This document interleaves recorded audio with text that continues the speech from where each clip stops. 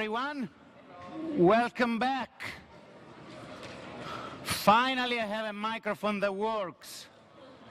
Can you hear me?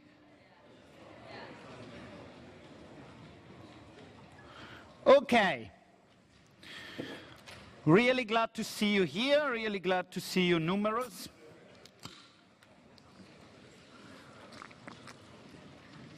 What's the plan for today? Very first thing, I will finish what I left undone a week ago, which is the end of the supply curve. And we'll do that now that you are well awake, not tired. And then we will take a little break and then go to demand. What kind of break? Not the proper break. The proper break, we'll do it in 50 minutes, roughly. This will not take me more than, I don't know, 15 minutes, maybe 20.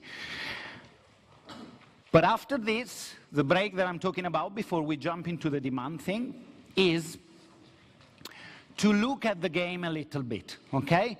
As you know, most of you, I guess all of the people who are here today, probably you know, the game is live since last Friday. I only told you with an announcement on Monday, strategically, because over the weekend, in case something might have played funny, I didn't want you to email and not have any customer support. But the game is live since Friday. I can show you that more and more of you are playing the game, so things are converging to an economy that makes sense. I will show you later, and I will ask you perhaps if you can help me play the game, okay? It's actually more complicated than even I know, so maybe some of you comes out and we look at it together with no shyness, and we just use it to understand a few things, okay? Sounds like a plan? Good. Okay, what do I want to do? What is this thing? I hope you are all tuned on what we were doing a week ago. A week ago, I was telling you that I showed you the supply curve for an individual, and then I jumped to the supply curve for a firm. The only difference is that a firm has costs that are a little bit more interesting, less trivial. So they have fixed costs, they have variable costs, and therefore the whole picture is a little bit more complex. However, we recovered the usual familiar by now cost-benefit analysis. So at the margin, the production of the next unit, if the marginal benefit is above the marginal cost, and the marginal benefit for a seller in a market where you are price taker is the price at which you sell it. If it's above the marginal cost, you produce it. If it's below, you don't. Now,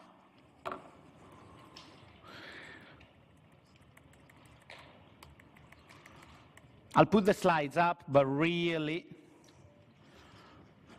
I will use this. I think it's easier. Where I left you was, and I left undone, was to show you how these curves look like. Now, this is a representation coming from that table that we had and that we used.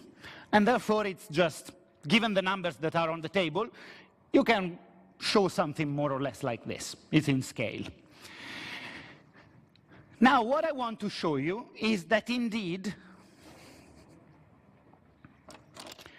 given a marginal cost curve that looks like that, you will always have an average cost curve and an average variable cost curve, the green, and an average total cost curve, the red, that look like that, okay?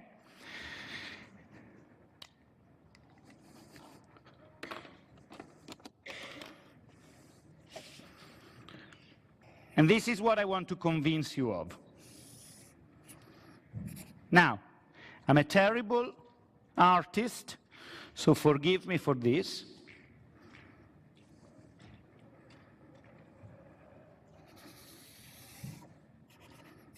First and foremost, why should we go from something that looks like this, with kinks made of segments, to something that is smooth.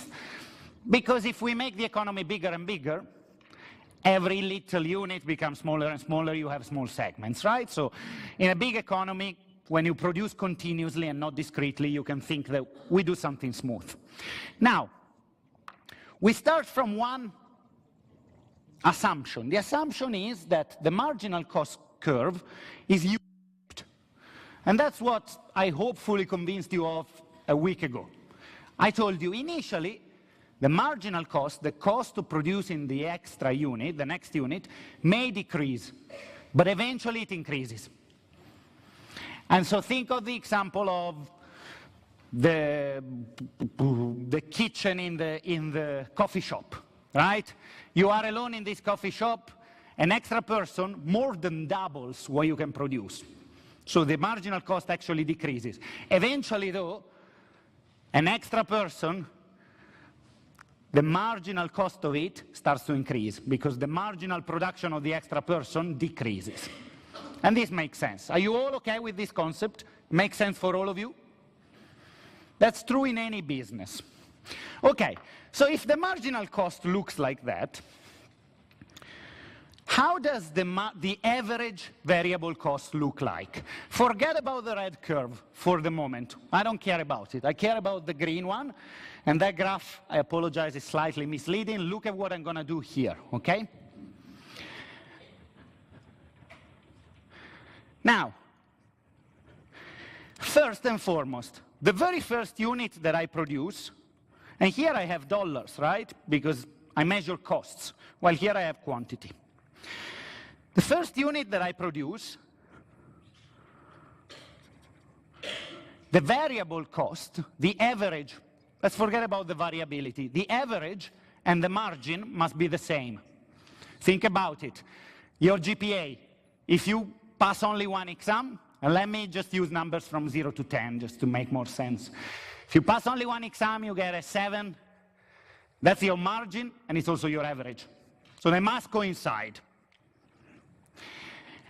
Now, that's how your grades look like. Initially, they fall because you have too much fun with your friends. Then eventually, you hit the bottom, you decide to study hard, and your marginal grades start to go up.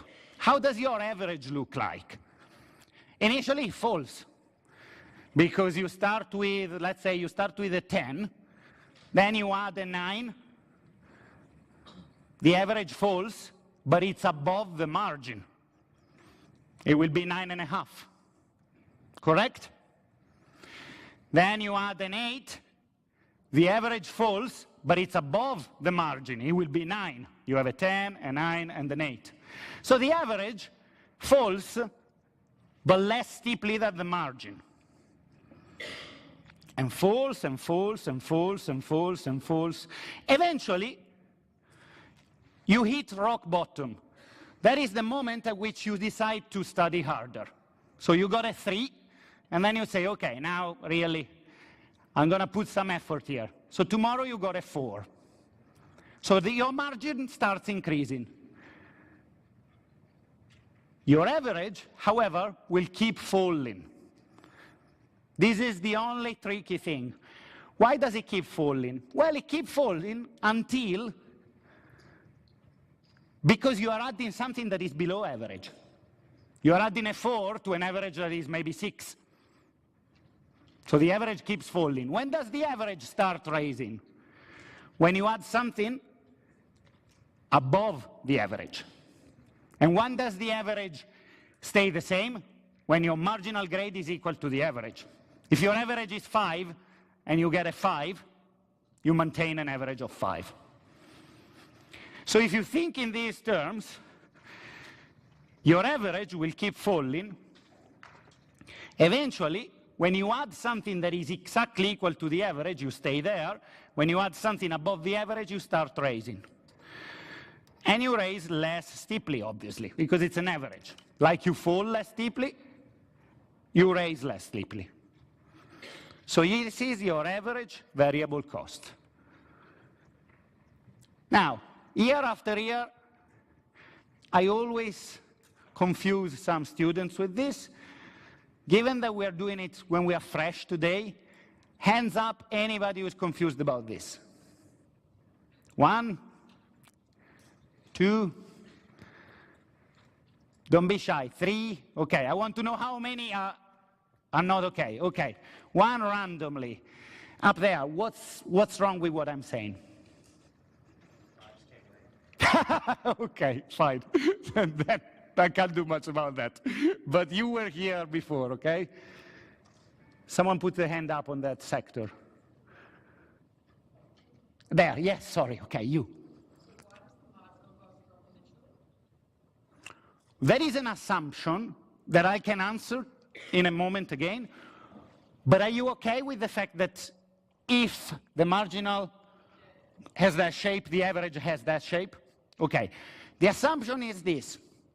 Initially, I'm in the coffee shop alone, or in the restaurant alone. I'm in a restaurant alone. That's my business. And I try to be the chef, the sous chef, the waiter, the guy at the counter, the one who goes and gets the food in the morning at a fish market. I try to do everything. And I produce X. You are the second person. Most likely we produce more than 2X.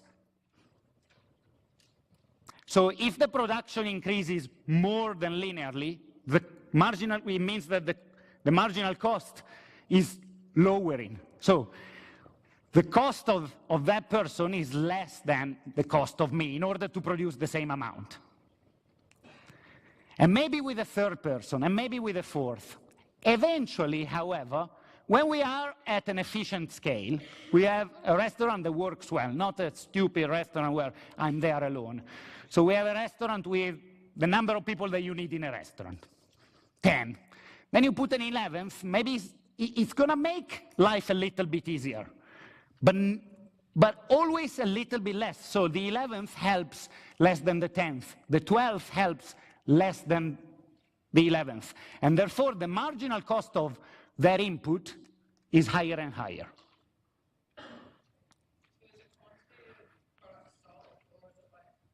The quantity produced. The quantity produced, which eventually is the quantity that I sell on the market. Here, whatever I produce, I sell, because there is a price given by the market, and therefore at that price, whatever I produce, I put it on the market is taken, like if it was the stock market. Do I make sense now? So initially, the marginal cost of the extra individual, or the extra input, so the marginal cost of producing it decreases, but eventually it starts increasing. Have I answered it? Convinced you? There were other hands up. Yes, please.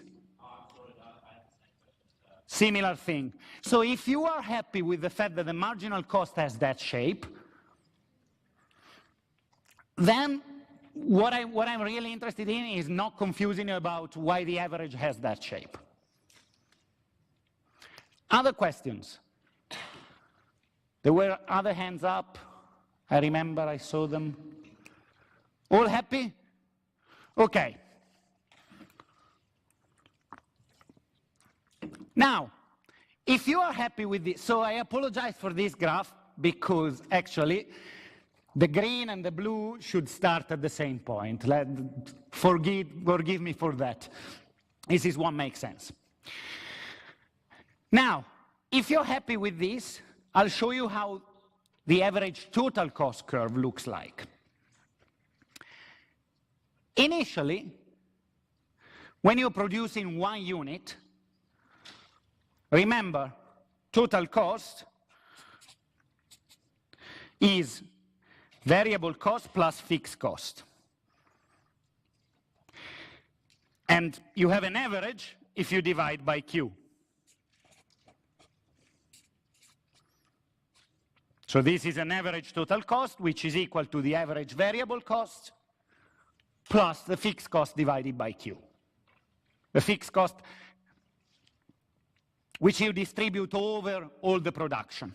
Now, when Q is 1, The difference between average total and average variable is the distance that is given by the fixed cost. If this is your fixed cost, when you're producing 1 unit, your average total cost starts up here. Because it's an average, the same story that I told you before using the example of the GPAs will work. It will be U-shaped as well. The MC curve will cut it through its minimum. And simply, this term will become less and less important because the fixed cost divided by 1 is the total fixed cost. Divided by 2 is halved. Divided by 100 is much smaller. Eventually, at infinity, they will be touching themselves. So, the average total cost will look a little bit like this. Happy? Please, give me a sign. Yeah? Okay. Because if I bore you to death, I'm not happy, but I don't even want to lose you, okay? Good. Now, remember what we had established. In the short run, you produce as long as your profit is above the fixed cost. So if you have a fixed cost that is $100, it's a cost, so it's negative. As long as your loss is better than $100, so $90 of loss, you produce. In the long run, however, you don't have to pay that fixed cost. You can move out and not pay the rent. So you only produce if your profit is above 0. Okay? Now I'll show you how this translates into this graph.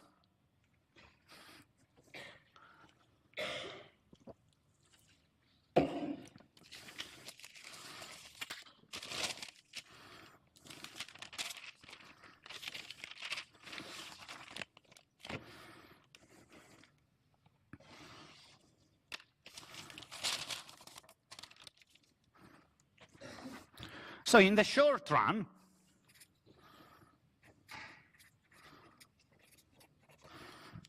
you want your profit to be greater than minus the fixed cost, simply because if the fixed cost is $100, you want your profit to be greater than minus 100, okay? What is your profit? Profit is revenues, total revenues, minus total cost.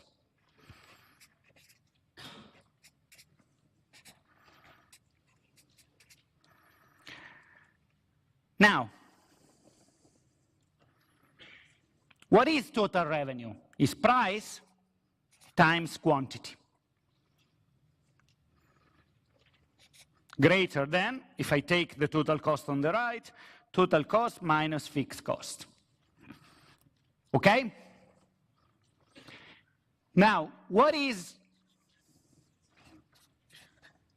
total cost minus fixed cost?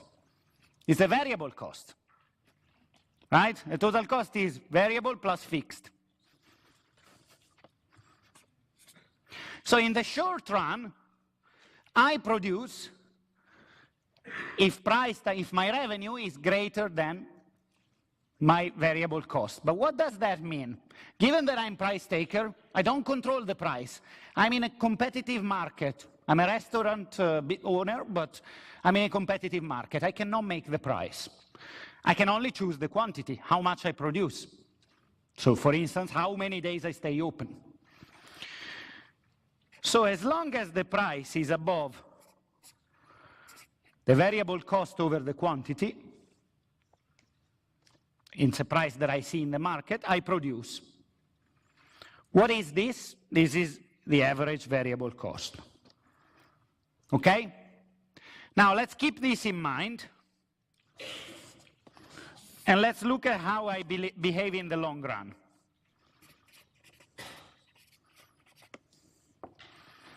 So in the long run, I produce if my profit is greater than 0. My profit is price times quantity minus total cost, greater than 0. Price times quantity greater than total cost.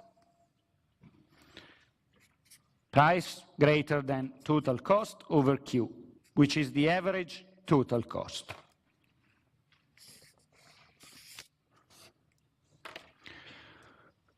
So what I'm telling you is that in the short run, I accept a price.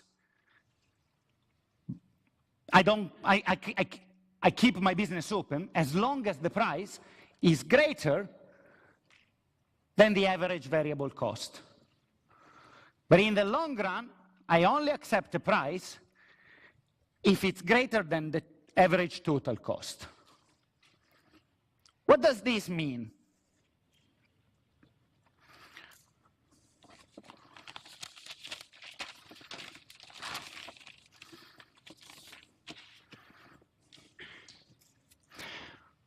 You have to remember one important thing from last week.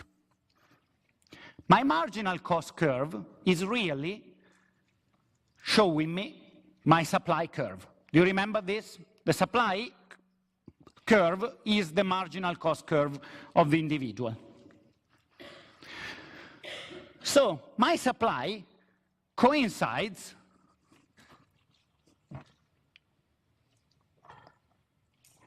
with this marginal cost curve.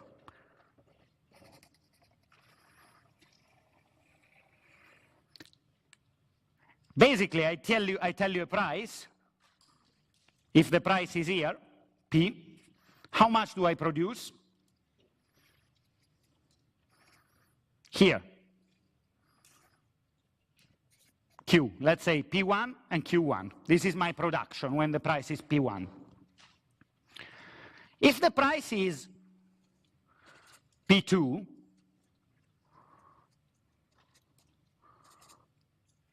I produce Q2. Is that acceptable in the short run? Yes, because someone is speaking, but I can't hear you. Yes, because it's greater than the average variable cost. But I'm making a loss. In the long run, I'm not going to accept it. In the long run, I only accept something greater than the average total cost. That's what we just looked at. So basically, and I'll give you a third example. If the price was P3,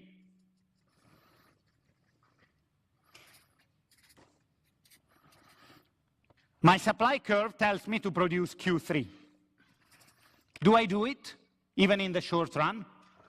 No, because it's below the average variable cost, which translates, it's not intuitive, but what I've showed you earlier, what does it mean? If you're below the average variable, it means that you're making a loss even bigger than the fixed cost. So no way you close down. One sec. If you are in between this point and this point, the two minima, then you produce in the short run, but not in the long run. In the long run, you close down. In the long run, you only produce when the price is above this point or equal. Because otherwise, it makes no sense to you. And before I come to your question, to conclude this whole thing, what does this tell you? That even if, going back to your initial point, even if the marginal cost curve is initially decreasing, my supply curve is always increasing.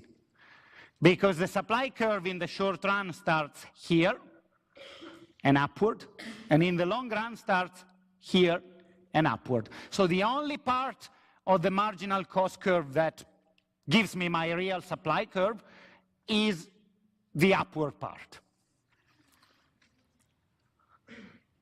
This is all I wanted to say, but I accept that some of you may be confused, so any questions? And you had a hand up. So I've got a minimum Yeah. The red line, you lost money.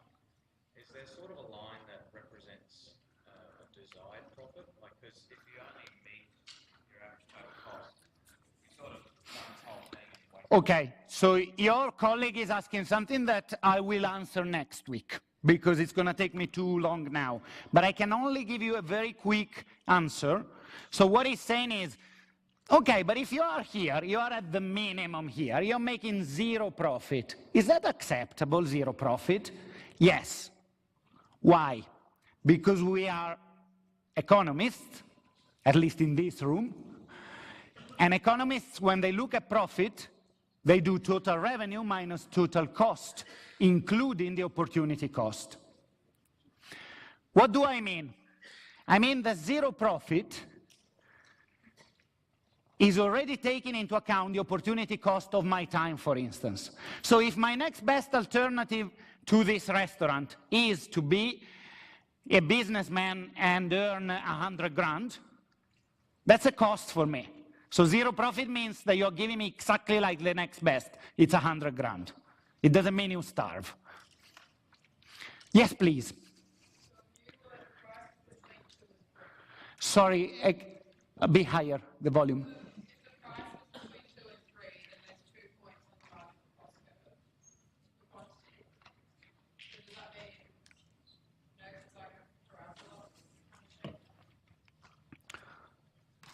Sorry, 2 and 3 are not... Ah, P2 and P3 here, sorry. Yes. The minimum they accept is here. So to answer your point, the minimum that I accept in the short run is this.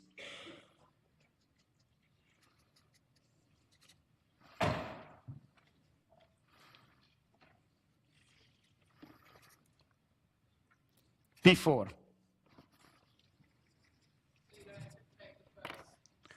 No. Why? Because I am below the average variable. And below the average variable, if you go back to what I wrote here, means that you are making a loss bigger than your fixed cost. So you don't accept it, you close down. When I say you don't accept it, you're still a price taker, you cannot make the price. But between operating at that price and closing down, you choose to close down. You accept to pay the rent, and that's it.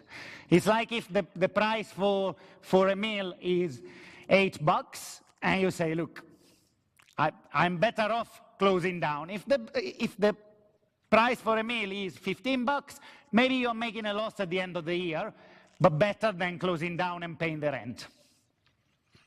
Did I answer? Similar to that, why wouldn't you choose the first point of the supply curve instead of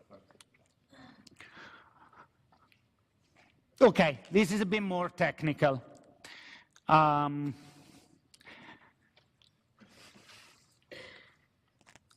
me think about it, because basically, mathematically, I can show you that if you choose, you have 2 points, but really the first one is always less good than the second. This I can show you.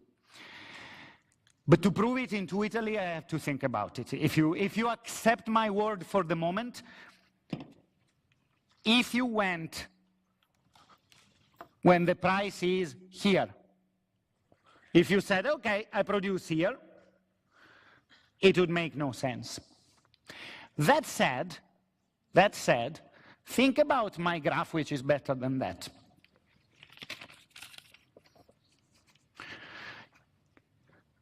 Take a price P4.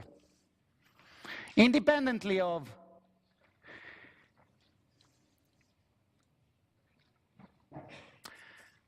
so if I produce here, I'm always below the average variable cost, so I'm making a loss.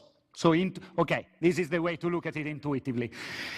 These productions would be making me a loss, because they are below the other curve, while these productions are making me an acceptable loss, even in the short run.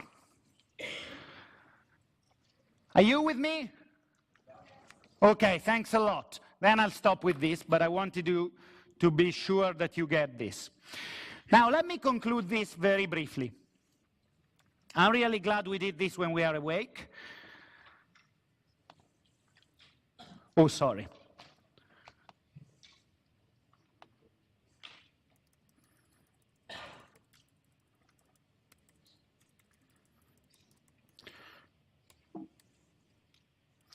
To conclude, two things.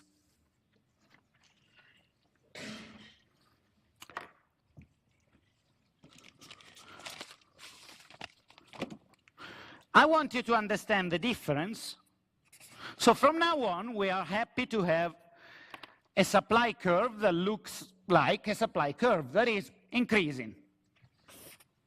S. What's the difference between moving along the curve and shifting the whole curve? The difference is this. Say this is my technology, it's given by my marginal cost. I am price taker, I got this restaurant in West End. That's my marginal cost curve of production, which is my supply. Higher the price, the more I produce. If the price is $10, I produce Q. The price is $20 tomorrow. I produce Q1.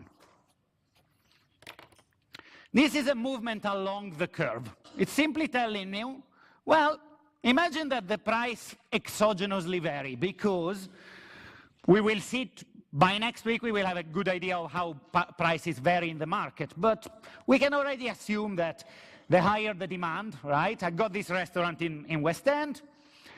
Now in West End a lot of people are moving in, it becomes trendy. There are still 10 restaurants, but many more people who want to come. This pushes the price up, and I produce more. For instance, I stay open more often. Instead of 3 days a week, I start doing 6. Okay. This is very different, sorry, from a shift of the curve, which means that the whole curve moves from S to S1. How can a curve move, shift completely? This has got nothing to do with the fact that the price over a week has doubled. It's even at same price, the supply curve may shift, either to the right, like in this example, or to the left. I give you some examples of how a supply curve can shift to the right, and then we close down with this topic for the day. Yeah? For instance, the prices of inputs drop. So I have this restaurant, all of a sudden the price of the food that I buy at the market, the fish that I buy at the market drops. So at the same price, I can produce more. And why do I do it? Well, because everybody else is doing it. I have to live in this competitive world. I cannot try and make a profit out of this, because everyone will undercut each other. So think of what happens with the price for technology. The prices of computers and mobile phones and all these gadgets, the prices of inputs, the technology that goes into it has dropped tremendously, and nowadays everyone has a mobile phone or two, okay? This is the second thing, an advancement in technology. A technology is like an input in the production, so if it becomes easier to produce something, this shifts the curve to the right. Expectations on future prices. Now, I think on your slides I might have made a mistake, and I'll put an announcement and correct it, and I'm very sorry. Let me talk about this. Imagine that you think that tomorrow prices drop. What do? You put everything you have on the market now. So at the same price, 10, you don't produce Q, but you produce here. This is, if you are expecting prices to drop tomorrow, you flood the market with supply today. Vice versa, if you are expecting prices to go up, you keep supply and don't sell it. Think of the market for property, a property market. If you are expecting a crash, you try and sell your house. If you are expecting prices to go up, you say, well, I'll hold on to it and I'll keep renting it. Right? What's the translation of holding on? Holding on means at the same price, less people sell, therefore a curve here, while flooding the market means at the same price there is more supply. Equivalently, if there is an increase in the number of suppliers, so more suppliers, more total supply on the market. Okay? Forget about this for the moment. Now, this is all I wanted to do about supply. I would like to look at the game a little bit with you, to take a small break before we go into the demand side. Do you have any questions about this? Good. So let me show you something.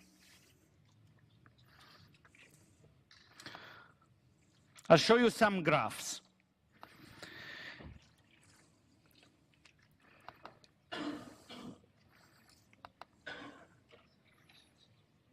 How many people have started playing? Good. I want more. I want more, and I'll show you why. So this is the total amount of users in the game. March the 7th was probably when we launched it on Friday. It's going up quite steadily. We are above 200. This is a graph I took just an hour ago. Why is it good that more people go on it? Because if you've been playing a bit, you might have seen something like this. This is demand and supply for hamburgers in the game.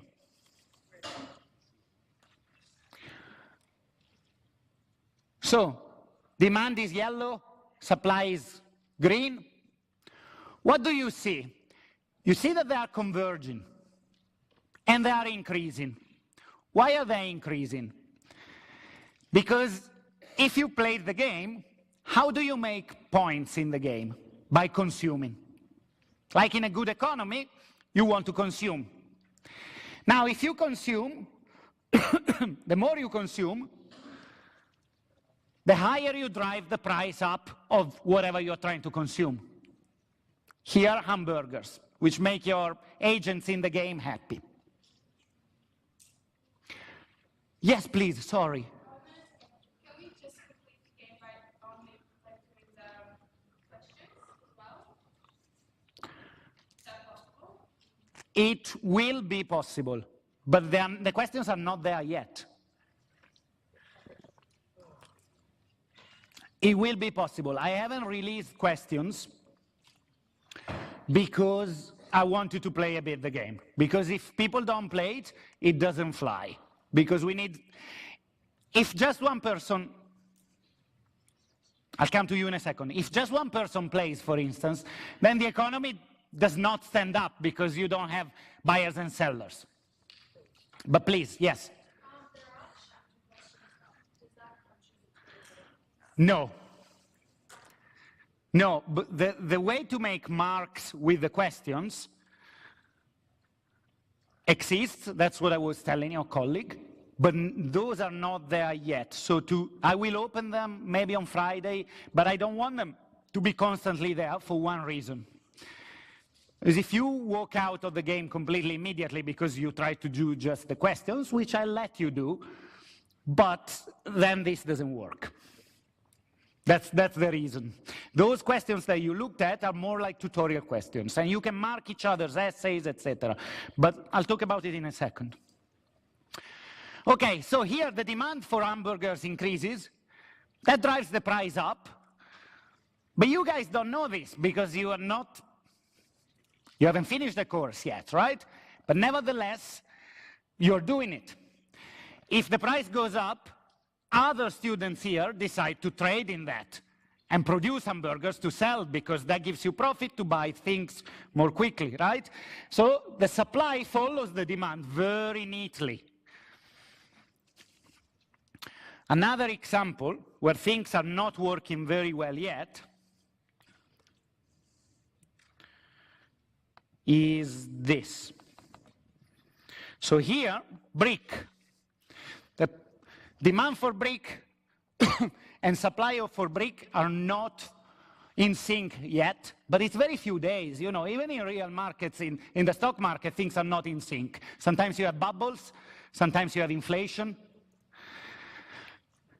How do we clear a market like that? Well, if there is too much supply, we buy, and that lowers the price. By lowering the price, demand will go up, and eventually the two match. Now, can I have the support of someone who's been playing? Yep. Cool, thank you very much. What's your name? Josh.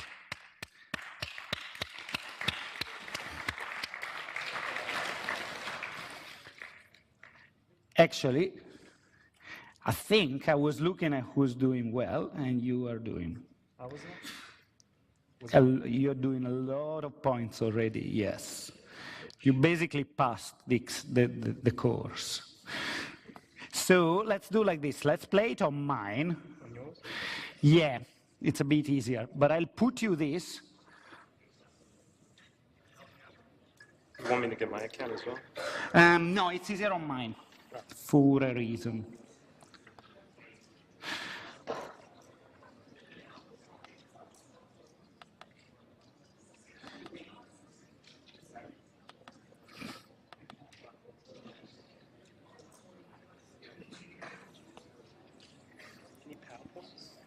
My laptop ran out of power. I'm sorry? My laptop ran out of power. Oh, yeah, with the game, yes. Okay, guys, so I want to try and use this, let's say 10 minutes, then we take a break, and then we go and we talk about demand, okay? But even if it's 10 minutes with the game, this will help us. Josh can tell us how he's playing. You can chip in, you can tell us whatever you want, but let's not talk to each other. Let's just, otherwise it's just noise. Talk to me. Don't even have to raise your hand, just chat with me, but don't talk to each other, everyone, otherwise I can't hear, okay? So, if you have been playing the game, this is familiar. If you haven't, this will help. My island is still rubbish, as you can see. I've only been opening up a farm this morning. But please, Josh, tell us anything you want. Tell us what you're doing. What I'm doing? Yes. Right. Well, I've made a large production right now, so right now, what we hear right now is... Sorry. We don't have many resources. We don't have many resources to sell, so we only got fish, and right now we need to produce more because what are we selling? We're selling fish and the fruits. Yes, I created a farm to sell some fruit this morning. Yeah, and from last I checked, yeah, you only got one guy so far, so you also, the price of people, employees, has gone up quite quickly. So it used to be like under $1, now it's $10 and you're losing profit. Okay. Yeah, as you can see, yeah. Because I'm hiring people? Yeah, you're hiring people. And why do you think the price of people has gone up, of labor? Because more people have come into the game and they're hiring people as well, since you're in the same position as them. And right now, how do you zoom in with this? Can you zoom in? Sorry? I need to zoom in. To zoom, you can do this. There we go, yep. So two finger down. Okay. Oh, God. You're out of fish. I've run out of fish, You've run out of fish. Jeez. overexploited. Oh my God. You've got no fish, so you're not making any food to make your people happy. Oh, and in fact, yeah, I'm playing this game really badly. Yeah. That's true. Sorry. You've run out of rock. Well, you run out of rock because resources, like in the real world, are limited. So eventually, and the price will make them more expensive so that people... How do you get more? Okay. You can buy from others. If you run out of your own rock. Guys, don't talk to each other, please, because I think this is useful, okay? And all of you have to play the game eventually, and hopefully soon. I'm coming, I promise. So your friend here had a question. He ran out of resource, and he was saying why? Well, because he overused, okay? So you have to buy from other people, but you were saying something else. I was saying, could you just, like, how can you replenish that resource, like your own resources in game, or do you have to just, once you run out? I think you can replenish You got to buy from people. in one, sorry? You got to buy it from the market and put it back in your resource. So I can show you right here. You said you were out of rock, right? Right, rock's over here. And if you go into your market over here, this little one here is rocks. And if you drag it over to this little section here, you start producing rock, buying rock and putting into your rock pile, basically. So you can see in the top left, 100.14 is slowly going up. That means you're buying rock and you're replenishing your thing. You had a question up there, sorry. Is the stuff you left just the marks yet? Yes. And I'm not getting any. Out of 30. Yes. How many do you have? that's good, it's just started. But yes. So over there you have marks, but also you have the other thing that I actually can't think of the term in English for. The one below. The badge. Badge, that's the term. The badge is not marks. The badge is just telling you how well you're doing in, for instance, in academia questions and stuff like that. But you are getting the marks. Yeah.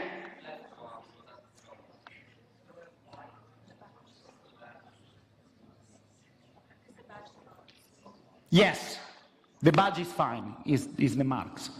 Other questions? Yes, please.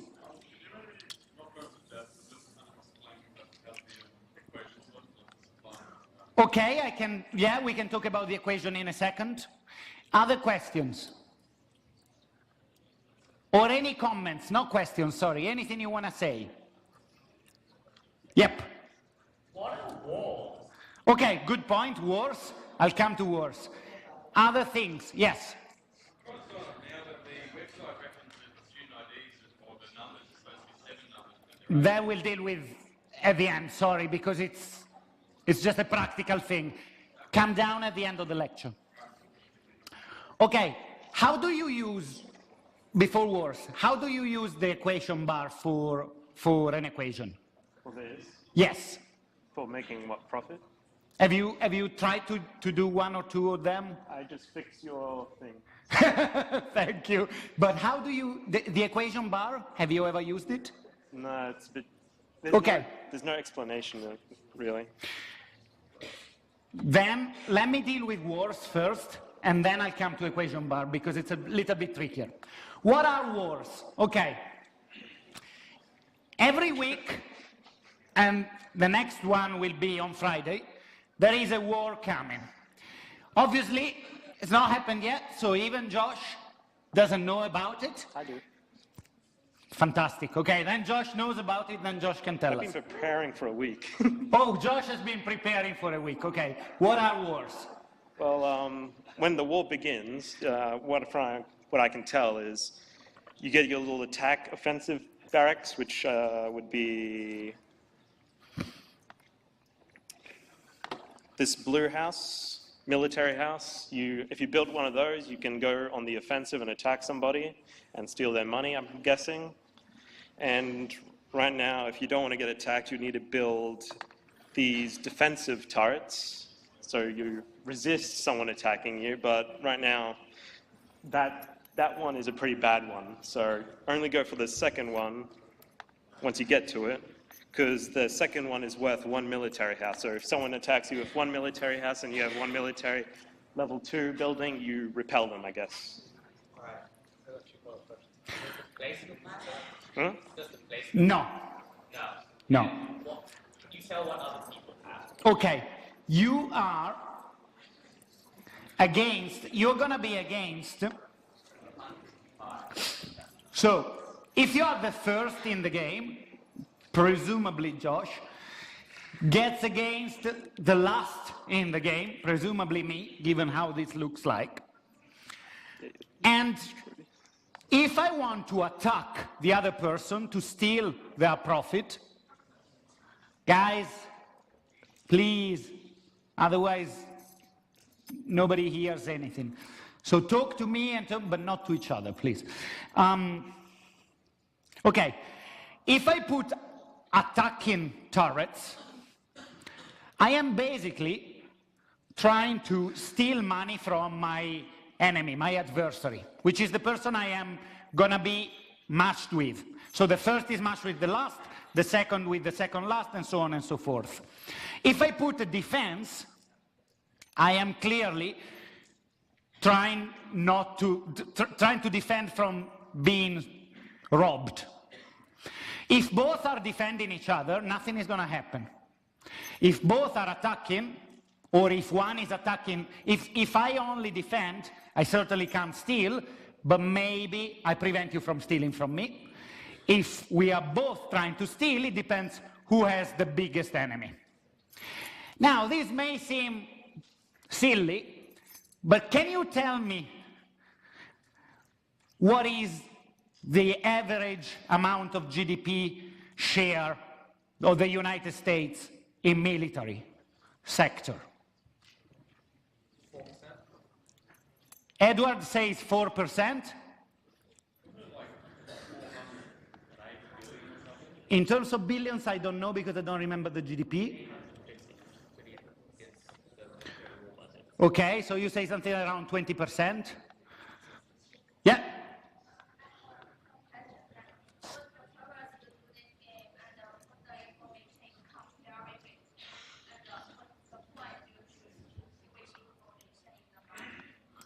Okay, give me a second though, sorry, because I was talking about something else.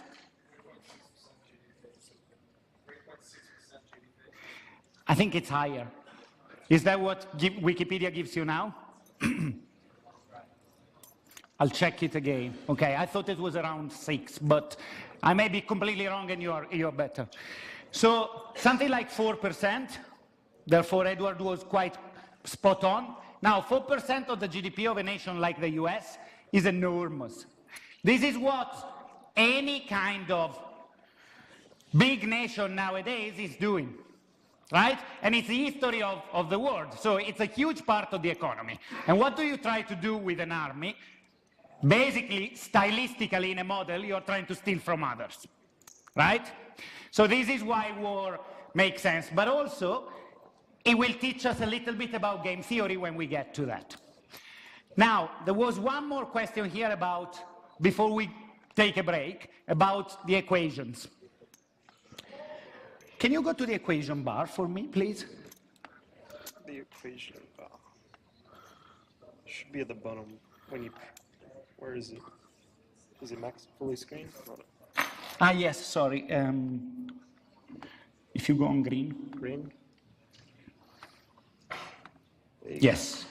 So the equation bar is giving you an equation for the supply of whatever you are producing. So the supply curve that we looked at today is an increase in supply curve, right? So the quantity, as we have seen, depends on the price. So the higher the price, the more you want to produce. Now there I had written down Q equal to 10. That's just a not very clever supply curve that is telling you that for any price, you will always produce 10. Okay, give me any price, I produce always 10. You may want to write something like an equation that increases according to the price. Or you may want to say if the price is bigger, then I produce more, etc. So in principle, you could even try and write something that for any condition of this market, for as long as it's competitive, it works. But I don't want to give you more tips than that because it's a lot of learning by doing. But if you want to produce more than just one at a time, you can use that equation bar. Other questions before we take a break? Josh, can you show us one more thing, please, perhaps? Can you show us the academia questions? Have you looked at them? The academia? These ones? Yes. Have you looked at them? No.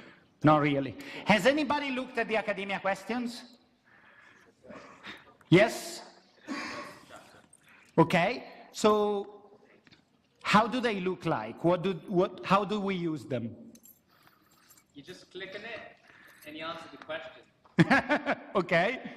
Big question, yeah. In principle, you can also use them. These are not marks, however, okay? And they're not going to give you marks. As I was explaining to your friend here earlier, you can, and also there was a question up there, eventually I will open questions that will give you marks. But I want you to also play the game initially, otherwise the economy does not fly. I need more, I need a bigger population for the economy to be competitive. So these are questions that are a little bit like tutorial questions. And there is also a possibility to write your own questions and mark the questions of others. And I will go and check how you are marking and how you benchmark compared to my marks. Or you can create essay questions. Okay?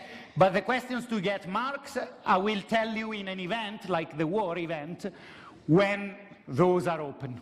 And I think I'm opening that next week because I want more people to play. Sorry, you've been hoping to get points for that. Okay, that's good. Other questions before we take a break? No? Let me just show you one more thing then. In the farm, do we still have a farm? Yeah, we still got a farm. So if in the farm we use one person to produce vegetables, guys, please,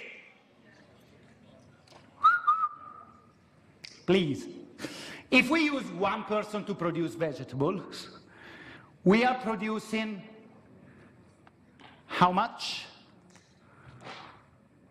I can't see the number, sorry. 1, okay? If I add a second person, and this is the point of the diminishing marginal return, so we are at a point where the marginal cost is indeed increasing. If I add a second person, can we do that? Yep. Yes. That's a robot. Yes. There we go. We go, with 2 people, we go to 1.8. And if we add a third, I believe we go to 2.6. So this is precisely what I was trying to tell you about an economy that is at a point where the marginal cost is increasing. Similarly, and this will help us with the utility, if I try to consume more of one thing, my happiness increases, but at the margin, the increase is smaller and smaller. So this is what I'm going to talk to you about in the second half, okay? Let's take a break of 10 minutes, and then we talk about demand, unless you have questions now. Thank you for your attention. Can you only use one resource with one unit to produce happiness at a time? No. You can, well, like, what do you mean one resource? Yeah, like you can only use one useful line. You can't use 2 units of line at the same time. You can. Yeah. I need a break as well of a minute. Sorry, guys. I'm just, but stay here and I'll deal with everyone. Let's start again.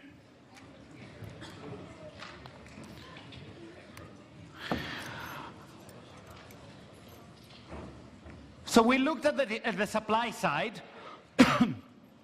Something very similar. Please, no mobile phones. I just lose my concentration. I apologize, but I can't do it. Excuse me. Thanks. I just look at you on that and I can't speak. Okay. Something very similar will happen with the demand side. What do I mean about something very similar?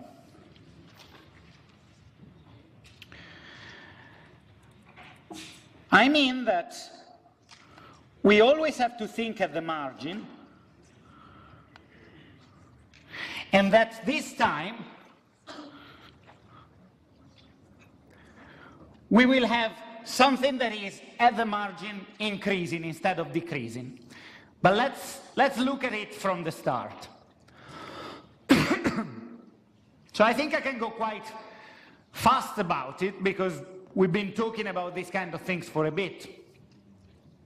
Why do we consume something? Just like in the game, we consume because it gives us happiness, okay? And it's what economists call utility. It's a term that comes from the 18th century. Moral philosophers, called utilitarian philosophers, talked about this as utility. So basically, please, no mobile phones. It's only one rule that I have. Excuse me.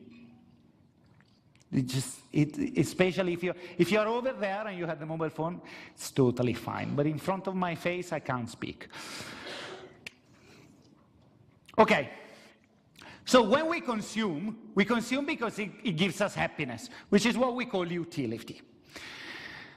Now, the point about utility is that it decreases at the margin. What does it mean? It means that it's always giving you utility the more you consume, generally speaking. But every extra unit gives you an amount of happiness, of utility, which is lower than the previous one. Typical, classical example, which is a bit abused, but imagine that you're in the desert. You haven't drunk anything for 5 days. I give you a glass of water. It gives you a marginal utility, that glass, that is immense. If I give you a second one, it's still very welcome, but it's less welcome than the first, and so on and so forth, right? And this is generally true with anything. If I give you a second car, if I give you a second mobile phone, if I give you a second holiday, it's the first that gives you that great kicking utility. So while marginal cost empirically increases, marginal utility decreases. Now, in this example, for instance, we have Isa, who can consume two things. She's got a choice between two things. She can consume soda cans, or any other good. Now, let's say that the price of soda is $2. The price of any other good is $1. She has a budget of $4. What should she do? Well, she has to think at the margin, like we've said so far. So let's assume, and I'm just making this up, okay? It's an assumption, that the first can of soda gives a marginal utility of 2, the second of 4/3, the third of 1, and so on and so forth. It decreases. The marginal utility of any other good is flat.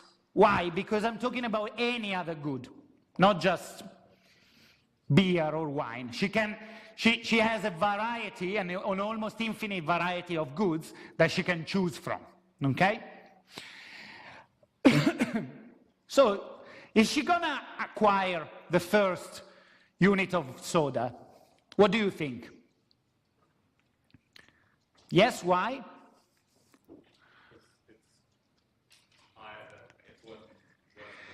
and it's given the price, right? So yes, it's a higher utility, but even the second unit is a higher utility, but the price is also higher. So you have to see, okay, if she spends $2, she gets 2 utils here. If she spends $2, she gets 2 utils here. So she's actually indifferent already with the first unit. Let's assume that in indifference she buys, but with the second, certainly not. The second is certainly not worth it. Why? Because with $2, she gets an increase in utility of 4/3. While here, with $2, she could get another one and another one, which is higher than 4/3. So she certainly spends the first $2 on soda cans, and then the remaining $2 on anything else. Okay?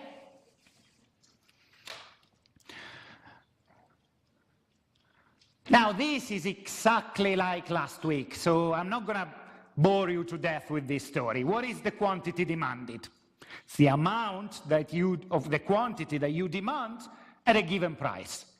So, for instance, this person, at a price of $2 per soda can, she demands 1. What is the demand curve? It's a relationship. So for any price, it tells you how much you demand. And so, similar to last week, we will be able to construct a graph that is a little bit like this.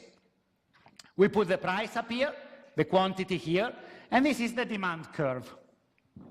If the price is above $4, she doesn't even buy the first one, so it's 0. At a price of 4, sorry, if the price is above $2, I apologize. At a price of 4, for instance, she demands 0. At $2, she's suddenly indifferent between not buying and buying. So I have this segment here. If I drop it just below $2, she certainly buys the first can. When does she decide to buy also the second? At 4/3. And at 1, she buys the third, and so on and so forth. Why? Well, you can see it here. Basically, if the price drops to 4/3, by spending 4/3 of $1, she can make exactly 4/3 utils, which is what she can do if she spends 4/3 of $1 in anything else. So with these numbers, it's pretty easy to see how we had these jumps. Now, one important thing to show you is this. If you remember,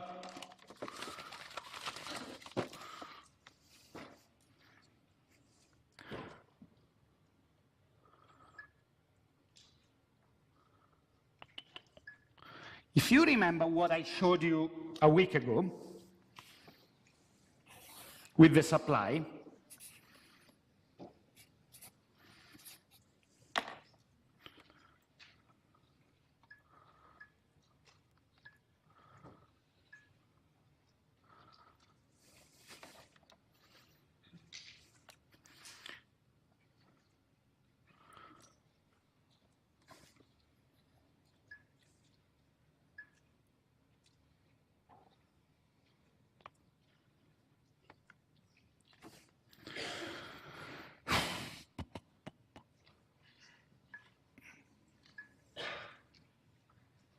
okay. Sorry, I can't switch to the visualizer. I have no idea why.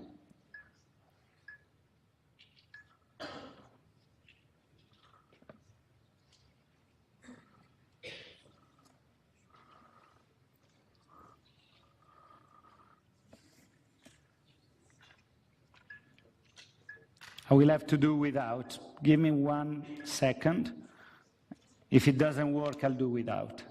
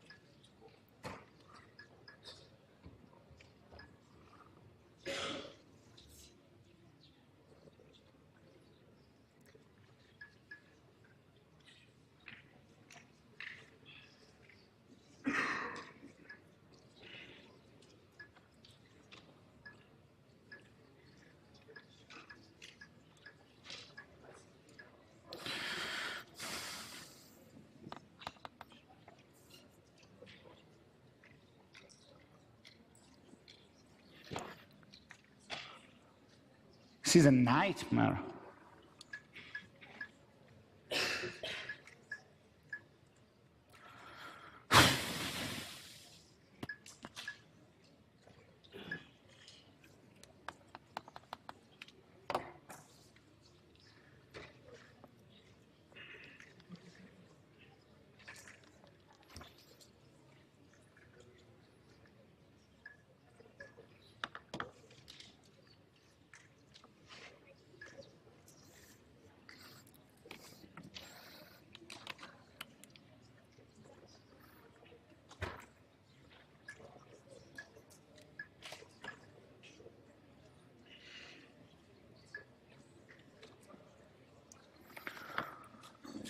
I'm sorry, guys, I don't know what to say. This room is driving me insane. Okay, it's working, let me not go. I won't use the visualizer, let's...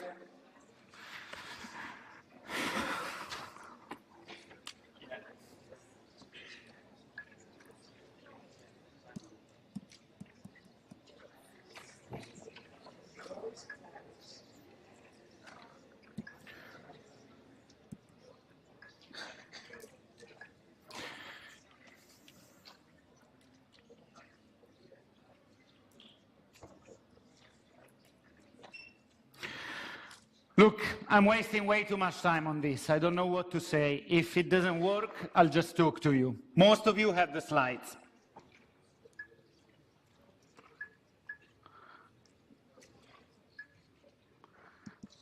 I really, really apologize, but it's nothing I can control.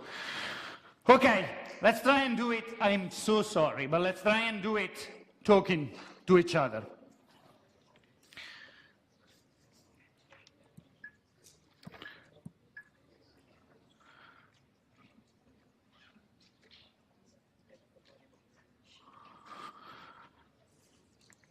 If you have in mind that demand curve that I was showing you,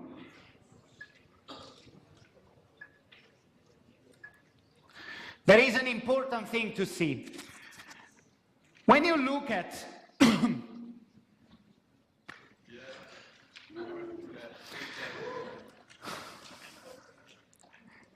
I want to scream. Yeah, because nobody ever gets angry with the technician, right? At the most, the students at the end of the course say, and there was a problem, and it seems as if it's my fault. I can't do much about this. I don't know. Now I only have this and nothing else. Anyway, eventually, you're going to have a demand curve that looks a bit like this, right? So let's do an old-style lecture where I draw something here. How can you read this demand curve? You can read it in two ways, just like we were reading in two ways the supply. Either I tell you a price, P1, and it tells you how much you demand at that price, Q1, or vice versa, I tell you a quantity and you tell me a price. One important thing to remember here is this. The price is always a price per unit. Okay? So if the price per unit is P1, you demand Q1 units. Another way to read it, as I was saying, is what's the maximum price, that you're willing to pay to buy Q1 units? P1. If the price is lower, you certainly buy Q1 and even more. So what is this way of looking at the issue telling us? That's what is called the reservation price for the buyer. So it's a bit like saying, well, what's the maximum price I'm willing to pay for that car? 10 grand, no more. At 9 I certainly buy, at 8 I certainly buy. So what is that 10 grand? It's really my marginal benefit. Please, silence. I just hear a lot of people talking, please. It's really my marginal benefit. Because I am willing to pay up to my marginal benefit, not beyond. Certainly below, I'm happy. So the demand is really telling me what my marginal benefit looks like. So now we have a clue of why the demand is decreasing, while the supply is increasing. The supply is increasing because it's a marginal cost. And in nature, marginal costs increase with quantity. The demand is decreasing because it's a marginal benefit. And in nature, marginal benefits are diminishing. You're willing to pay less and less for bigger and bigger quantities. Now, two more things to say. I give it a go, but if it doesn't work, okay, good.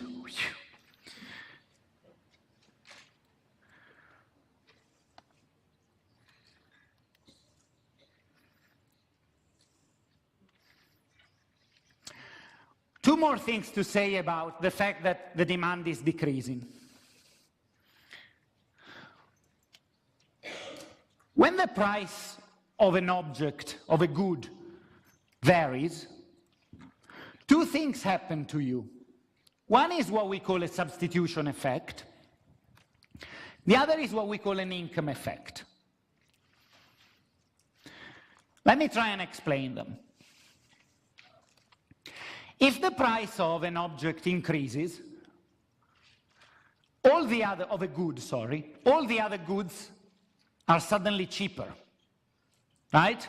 Because it's a relative, money is only a relative measure.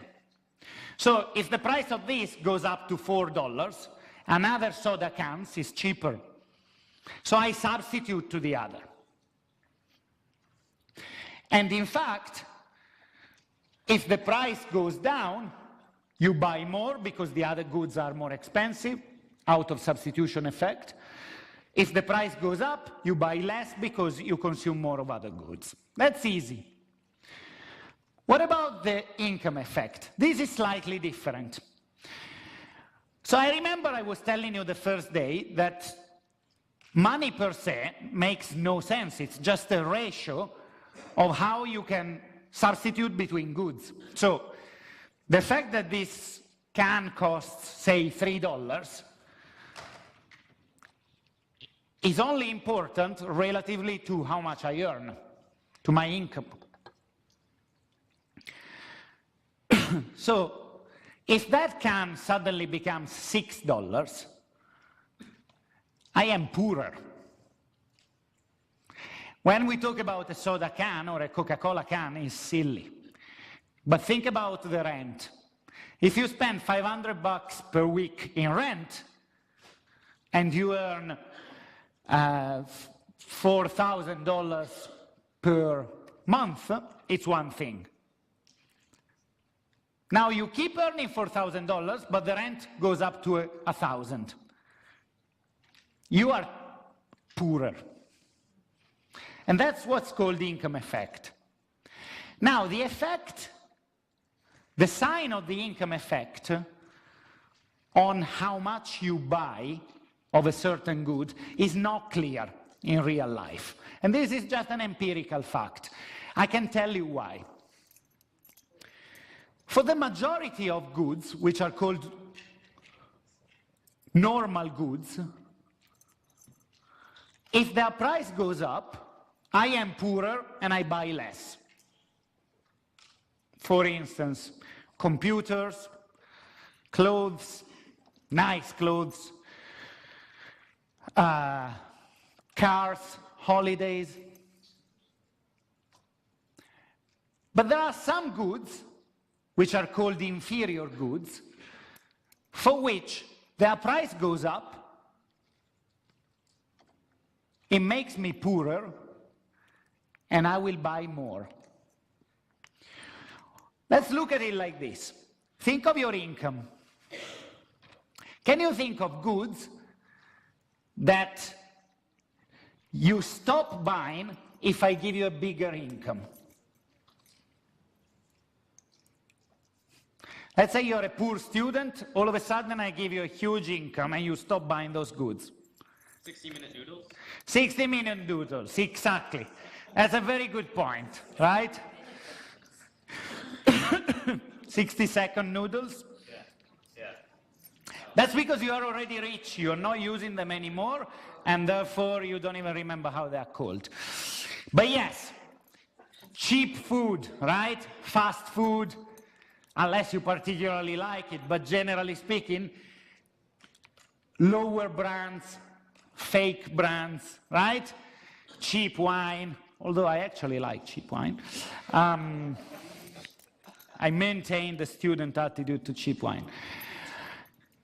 Public transport. I make you richer, you start driving your own car, right? And you don't use public transport as much. So there are some goods which are inferior goods that if you are richer, you buy less, and vice versa. So for inferior goods, raising their price makes you poorer, and therefore you buy them more, the 60-second noodles. So if the good is inferior, the sign goes against.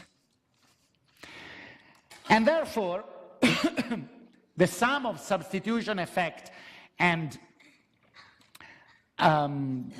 income effect go in opposite direction for inferior goods. The price goes up, you want to substitute to other things, so you want to demand less. But it's making you poorer, and therefore you demand more. Now, generally speaking, the substitution effect always wins. And therefore, if the price goes up, you tend to demand less, even of inferior goods. There are only some goods that are called giffen goods, but they're very, very rare, and I won't talk about it today. It's written in the book, for which the income effect wins, okay? But they're very rare. Let's not worry about them. So generally speaking, you have a substitution effect that always beats the income effect, even if the good is inferior.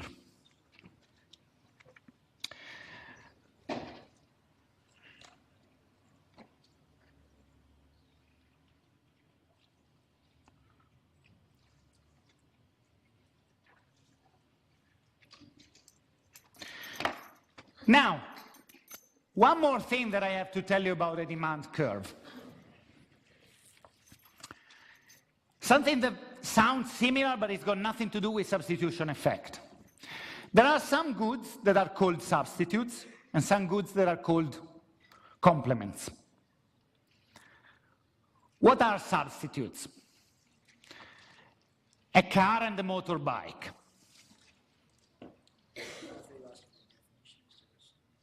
Please tell me. Substitute is like you're replacing a product with something better most of the time? Not really, it doesn't have to be better. Sorry if the others can't hear, but your colleague is saying a substitute is, so you substitute for something better. Not really.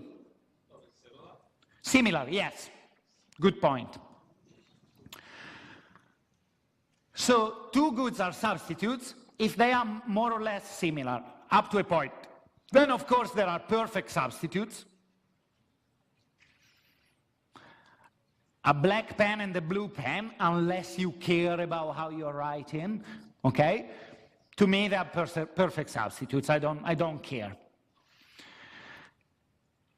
Coca-Cola and other kinds of soft drinks, to me, are not perfect substitutes, because I much prefer this one. But they are substitutes.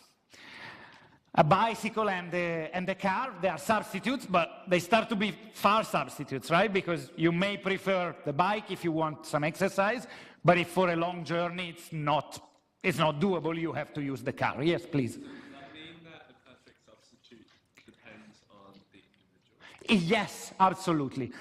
So whether substitutes are perfect or not, it will depend eventually on the individual. Yes. Yes. But generally speaking, we can draw some conclusions. Some substitutes are better than others, etc. Then there are goods that are complements. It means that you want to consume them together. Okay?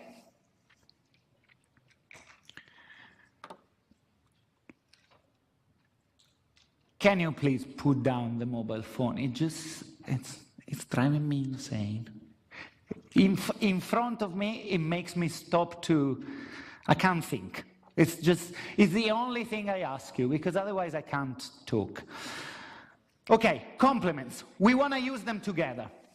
Typical textbook example, shoes. Having just one shoe is useless, okay? You need both. No jokes allowed on this. Car and petrol and fuel, right? If I give you a car but you have no fuel, what do you do with it? And so on and so forth. Now that we know these definitions, we can think of the difference between a shift of the demand and the movement of the demand. And the movement along the demand, I apologize. So let's look at the similar thing to what I was showing you earlier. This is my demand curve. A movement along the demand is this. The price is $10. I demand Q1. If the price drops to 4, I demand Q2. That's just a movement along the demand. And there is an exogenous change in price. Now let's describe something else that is a movement of the demand, the shift of the demand curve. The whole curve shifts, for instance, to the right. This means that at the same price, I will demand much more. When does this happen? These are some of the reasons for this to happen. A successful marketing campaign. They brainwash us so much that at the same price, we go and buy an enormous quantity of something, right? And we are all gullible to this. That's what businesses live on. A decrease in the price of complements. If cars have become cheaper, people buy more cars, and we use more petrol. We demand more petrol. And therefore, at the same price, we demand more. An increase in the price of substitutes. So, what substitutes were we using as examples earlier? I forgot. Pens. No, sorry, what are you saying? Someone is speaking here, I can't hear. Coca-Cola, okay, yes. Coca-Cola becomes more expensive. Some people move to Pepsi, not everyone. But yes, so you go for the substitute, and therefore it's a shift on the right. Now, an increase in income for a normal good. So if a good is a normal good, computers, holidays,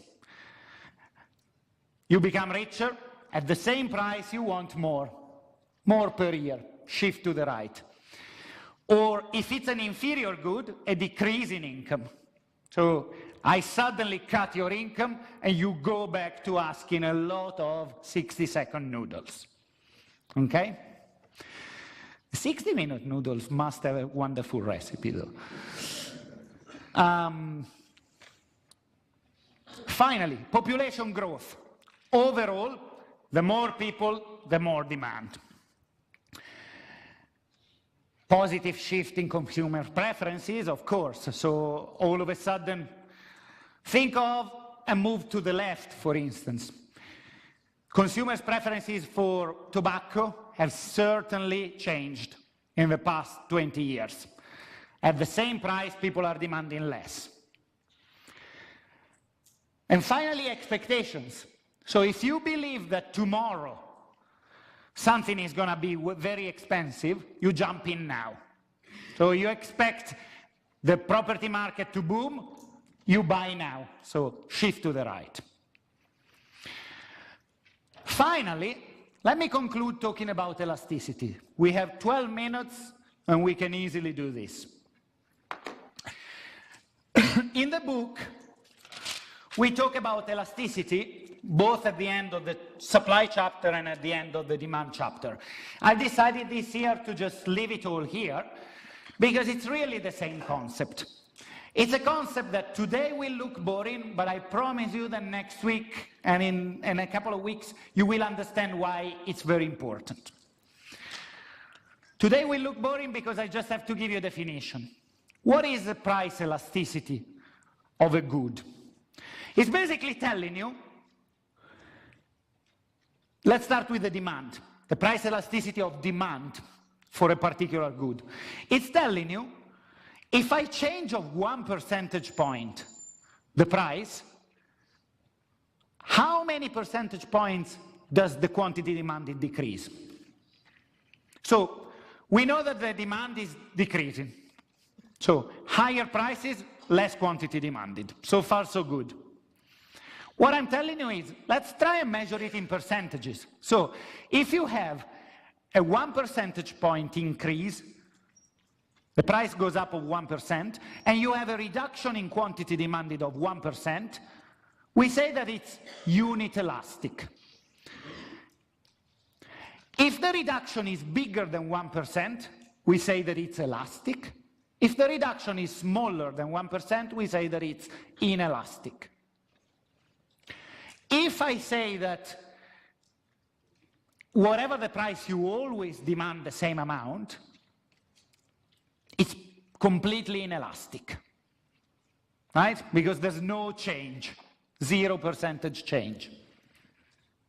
This is the concept. How do we measure it? We measure it like this.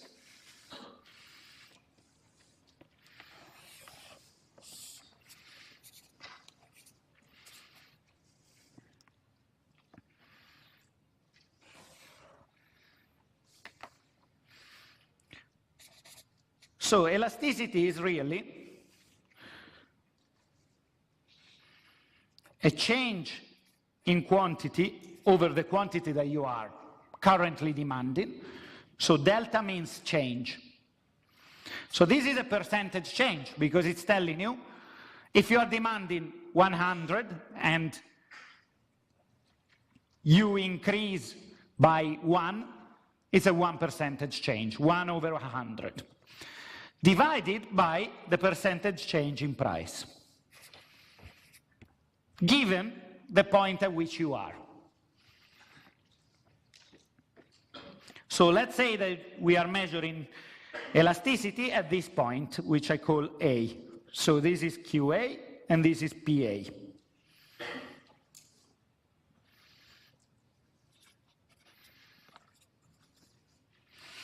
Now, if I rearrange this, I can write it as delta Q over QA times PA over delta P.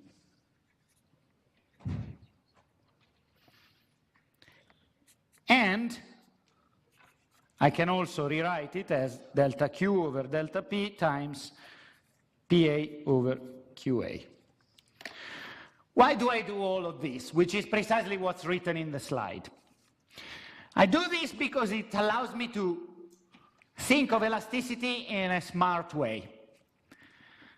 PA over QA is just the price divided by the quantity where I am. But what is delta Q over delta P? It is 1 over the slope. The slope is delta P over delta Q. So for instance, in this graph, the slope is 20 over 10, which is 2 in absolute terms. So if I do delta Q over delta P for this demand curve, is really 10 over 20, which is 1/2. So I can really rewrite the elasticity as P over Q at any point of my curve divided by the slope. Okay.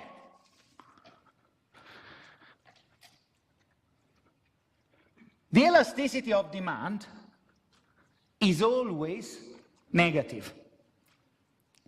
And now it's clear why. It's a price over a quantity divided by 1 over the slope, but this slope is negative, right? So we are always dividing by a negative number. Why is this important? Well, because it makes sense. It's telling us something that makes sense. How reactive is your demand?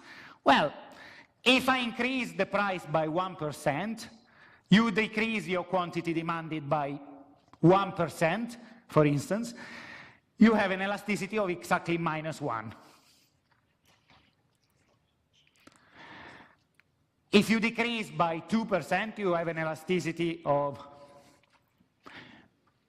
-2, and so on. So it's always negative. Because it's always negative, we accept talking about it in absolute terms without the minus in front. So big numbers above 1 means elastic, below 1 means inelastic.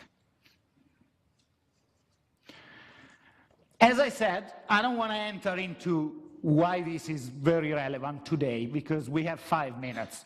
Over the next couple of weeks, I will show you that this is massively important when you want to run a business, and also if you want to tax a business as a government.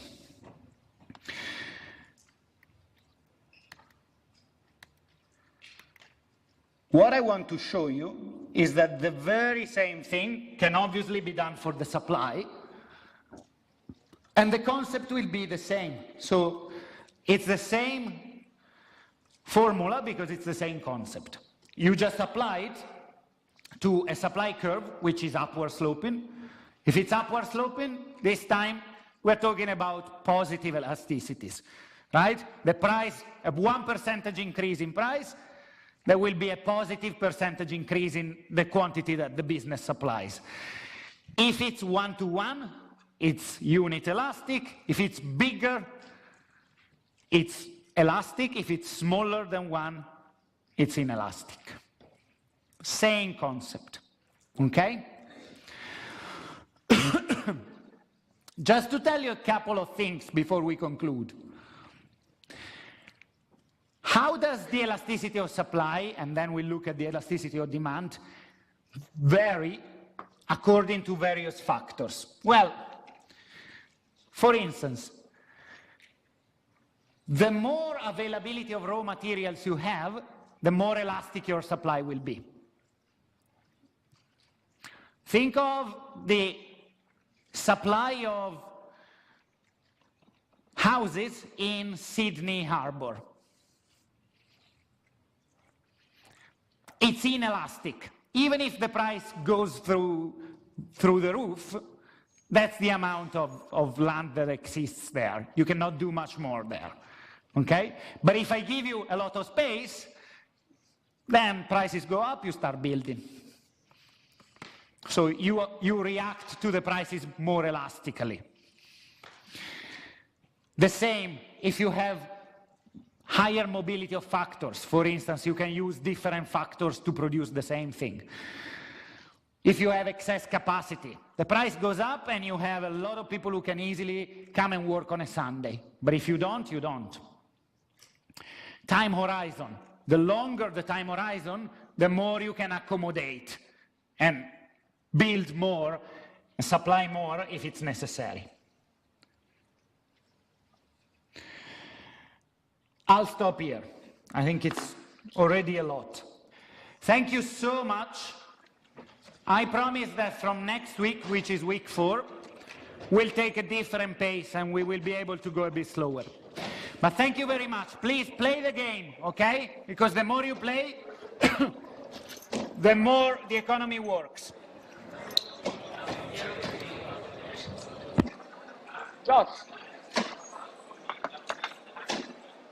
I was actually going to look for you because No, it's really good, but you are... I wanted someone to play, and...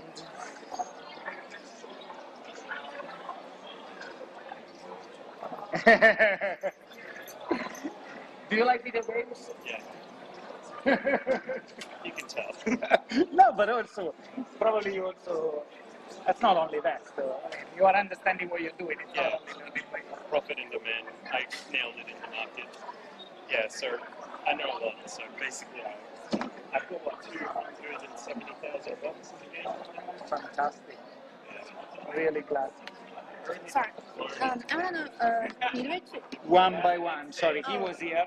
Oh, yeah. Yeah, no, I'll answer everyone. Yes.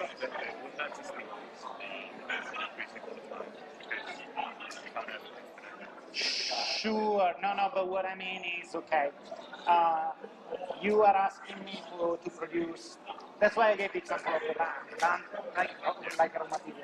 You are asking me to produce more crops, and I have a forest. The price goes up, I easily adjust.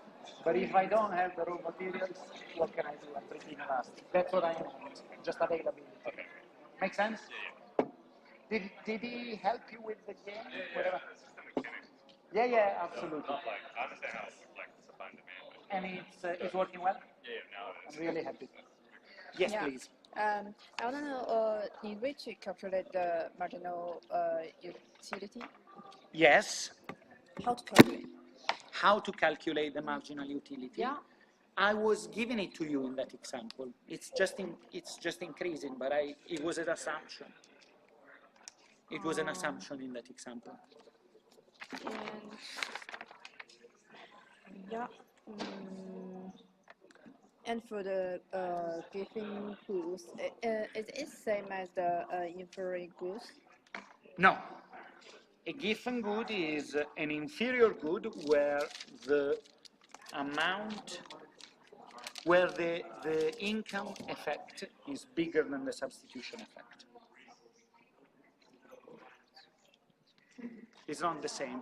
It's part of the inferior goods, but the income effect is so big that it offsets the substitution effect. Yeah, makes sense. Yes. Thanks. Not at all.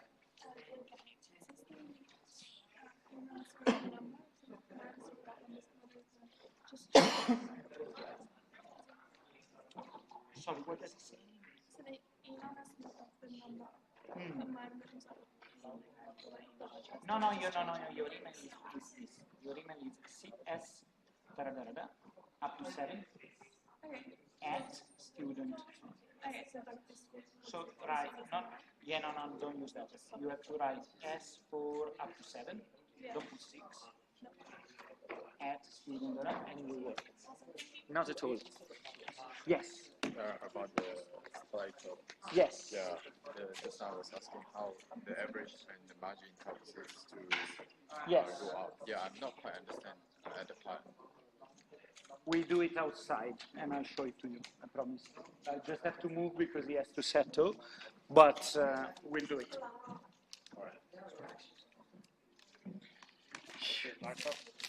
Oh, the air conditioning's working.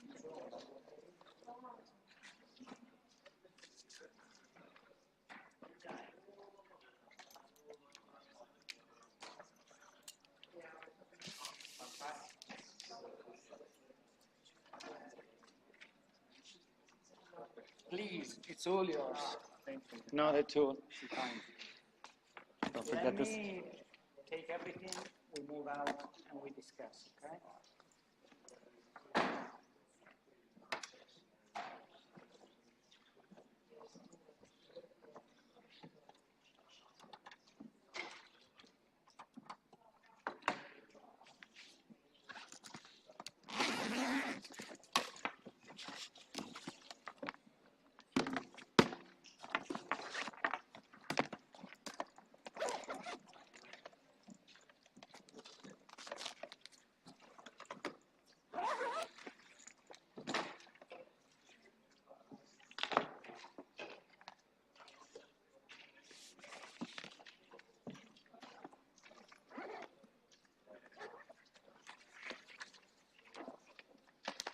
I think, see ya.